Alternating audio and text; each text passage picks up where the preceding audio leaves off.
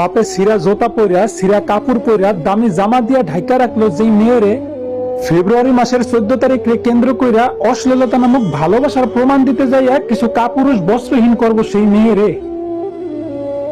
তো বলি ধর্ষকের বিরুদ্ধে আর প্রতিবাদ কইরা লাভ কি? একটা মেয়ে ধর্ষিত হওয়ার জন্য তার ইচ্ছাটা যথেষ্ট নয় কি? যেখানে একটা মেয়েরে হালাল ভাবে স্পর্শ করতে হইলে সমাজ, সংসার, পরিবার, বিয়ের মাধ্যমেই তার কাছে যেতে হয়, সেখানে 20 টাকার ফুচকা খাওয়ানোর নাম সত্যিকারের ভালোবাসা কেমনে হয়? তো বেশি কিছু বলার নাই, শুধু বলবো আল্লাহর লানত করুক ওই সমস্ত মেয়েদের উপর যারা ইসলাম ধর্মের মেয়ে হওয়া সত্ত্বেও নিজেদের সম্মানটারে কখনো বুঝে নেই।